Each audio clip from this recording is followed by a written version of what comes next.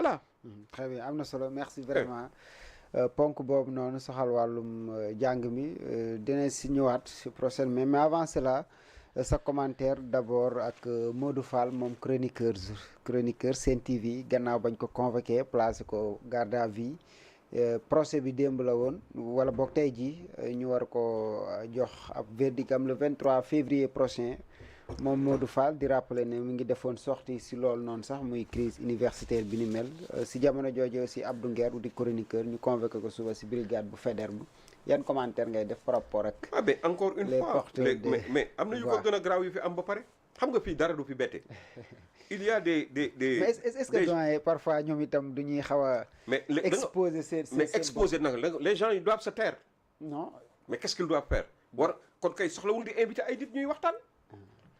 on est en démocratie ou on n'est pas en démocratie xam nga man mën naa comprendre lenn nit koo xam ni daf la jàll baat mais nit ki sañ-sañam àqam en tant que sénégalais muy dund ci benn affaire ngeen bokk réew mi benn problème am ci réew mi mu taxaw joxe ci xalaatam. en tout cas bu dee cas Modou Fall moom doguma la li mu wax gaa ñu bëri xëy na buñ ne sax waxuwul waroon nañoo xool it si beneen côté ba parce que crise universitaire bi ay yoo xam ne dañ ko jot. jëmale si étudiants yi jàpp na ne loolu moom lañ doon nas ak a nocc ci pendant ce temps aussi am na ñoo xamante ni accusé na Modou Fall waaw liñ ko convoqué bokk na sortie bi mu defoon ne gouvernement bi dañu bëggoon fay ay nit ne leen nañ wax ne Bougane moo leen yónni Barthélémy Diaz ak aussi Thierno Alassane Sall ñooñu la accusé waaw mais xam nga loolu looloo tax procureur bi kii pendant ce temps aussi am na si beneen mais loolu premier ministre moo ko njëkk wax oui premier ministre moo njëkk wax loolu premier ministre moo taxaw ni xam nañu ñi nga xam ne ñoo nekk ci biir université di yëngal université bi di ger xale yi il l'a pas dit. oui si mais il l'a dit. am na ñuy joxe mais il n'a pas mais si non am na ñuy joxe. am na xam nañu opposants yi def noonu. mais un chroniqueur tu peux lui empêcher de dire que ni njortu na ni diw ak diw ak diw ak diw la ñuy wax man après lire naa ko ci presse bi. lire naa ci réseau yi. ku dul Modou Fall ku wax loolu ci réseau yi ça court dans les réseaux. ñu ni on a indexé un tel. hein mais loolu dans une démocratie hein si c'est pas le cas mais il faut prouver le contraire c'est tout c'est aussi simple que bu fekkee ni par exemple dañu ni diw moom la ñuy yaakaar ni moom la ak diw ak diw ak diw ak diw. loolu amul mais il faut prouver le contraire il faut dire que il faut démentir c'est tout. on est en démocratie. nekkuñu ci benn régime de dictature wala autarcie wala genre affaire bu nga xam ne benn nit moo fi nekk ah lu ko neex lay wax déedéet lu ko neexul ku ko wax lu ko neexul mu jàpp te ci kaso bi on n'est pas dans une dictature quand même wala boog nañu avouer boog ni ci dictature la ñu nekk comme ça ñu xam ne dictature la ñu nekk ñu arrêté di wax ci biir public nekk dans la clandestinité parce que boo ñu teree démocratie les gens vont en clandestinité ils vont lutter à leur manière si on est en démocratie nag lenn am na lu nga xam ni képp ku respecter les fondamentaux d'une république ak charte réew mi ak ni nga xam ne mooy élégance démocratique sa moroom doo am na loo xam ne doo ko wax doo dugg ci askanam doo dugg ci ndeyam doo dugg ci baayam ah doo ko saaga doo ko xas ah ci ay jëmmam wala ci ay nangam wala yu demee noonu wala nga koy diffamer nga ni sàcc la tey taxaw ni diw ni sàcc la wala nangam ak nangam yooyu mooy élégance république loolu moom boo ko defee yoon dal sa kaw mais tant que nit ki mi ngi naan faute bu amee ah bàyyi leen di jiiñ nit ñi naan yéen ñoo def nangam ak nangam alors que yéen vous êtes les principaux responsables mais ça il faut prouver que vous n'êtes pas responsable et puis c'est tout par rapport ak la plainte des étudiants contre le premier ministre ndax dina am aboutissement xam nga loolu mooy xam nga karma au vrai sens du terme mooy loolu parce que xam nga yàlla suñu borom dafa maandu wallahi al azim gis nga ña nga xam ne démb ak bërki démb ñoo doon jàppale Ousmane Sonko dans l'opposition ci affaire u Mame Mbaye Niang n'est-ce pas ci li nga xam ne moom mooy diffamation bi nga ko defee naan diffamé wu ko tey pour la plupart tey ñoo wëlbatiku nit premier ministre daf leen diffamé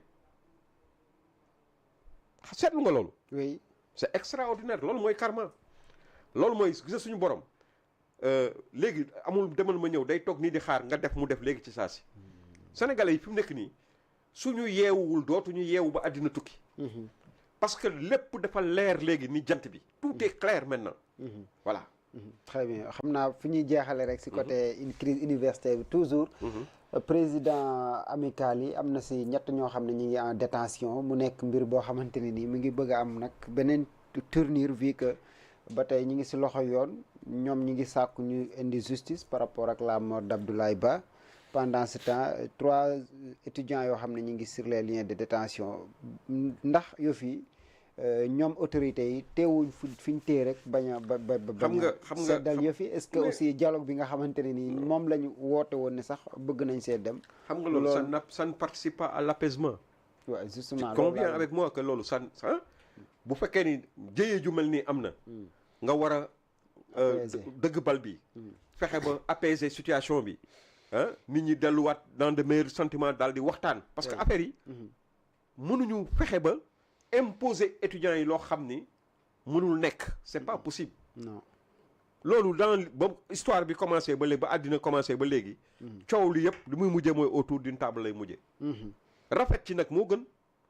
tey boo defee lu mel nii ba pare téye seen ay responsable loolu mooy la crise là jeexul yow sa bopp tu décides que jeexul. jeexagul oui. n'est-ce pas.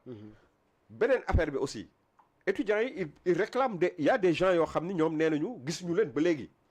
seen ay nit yu nga xam ni dañu gaañu woon et cetera et cetera. mais loolu yëpp ñoom li ñu war a def mooy leeral loolu yëpp.